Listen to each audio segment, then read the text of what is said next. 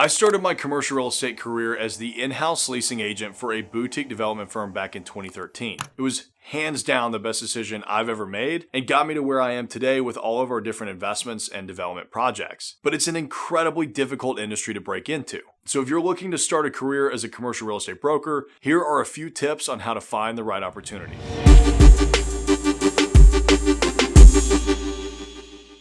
Build your network. Networking is an essential part of finding a job as a commercial real estate broker. Many times, it's what will actually land you the job. In fact, every broker I've ever hired didn't come from a job posting. They reached out to me on Instagram or through a mutual friend and asked to sit down over coffee or drinks to talk shop. Here are 4 ways you can intentionally build your network. Attend industry events. Look for events such as conferences, trade shows, and other real estate investor events where you'll be able to meet people already in the commercial real estate industry. These events are a great opportunity for people to get to know you and exchange contact information, as well as learn about the industry and the latest trends. Join commercial real estate associations. In commercial real estate, that would mean the Urban Land Institute, or ULI, the International Council of Shopping Centers, ICSC, the Certified Commercial Investment Members, or CCIM, or the National Association of Industrial and Office Properties, NAIOP. These associations offer you opportunities to network, develop yourself professionally, and potentially access job postings. They'll often have discounts for those of you that are students or are under 35 too. Tap into your alumni network. Many high schools and colleges have strong alumni networks that you can access, either through the school or through LinkedIn, to find job opportunities. So check in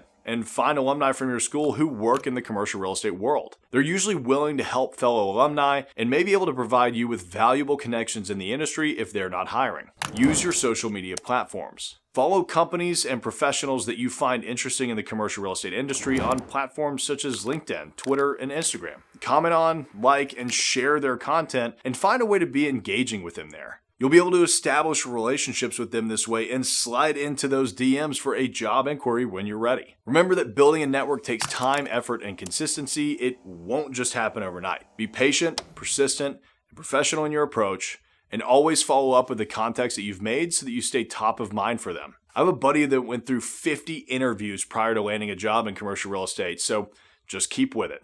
Go for internships and entry-level offers. If you have little to no experience in the field, landing yourself an internship or entry-level position just to gain valuable experience and make connections can be incredibly helpful. The toughest part for a firm when hiring someone that is completely green to the industry is the learning curve that comes with being in commercial real estate. It really takes 3 to 5 years for you to fully understand what's going on and become more independent in the role. And with investors or brokers running at 100 miles an hour, it can be tough to get them to slow down and really spend the time that it takes to wait on you to catch up. Many commercial real estate firms offer summer internships or broker assistant positions to help new brokers get started in the industry. It goes without saying that you'll want to have your real estate license and to be as educated as you possibly can be prior to joining the firm. So listen to those podcasts, watch those YouTube videos, and read every book on commercial real estate that you can get your hands on. From there, you'll want to tap into that network that you've been building and see where you can land an entry-level position. At that point, you'll be working on building a strong resume so that you can grow within that firm or get hired elsewhere for a brokerage position.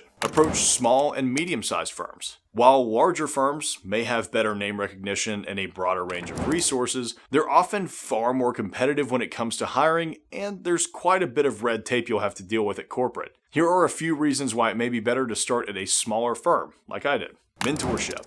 Smaller and mid-sized firms are usually more approachable and as such usually offer a better opportunity for you to get mentored by an industry veteran and receive more in-depth on-the-job training.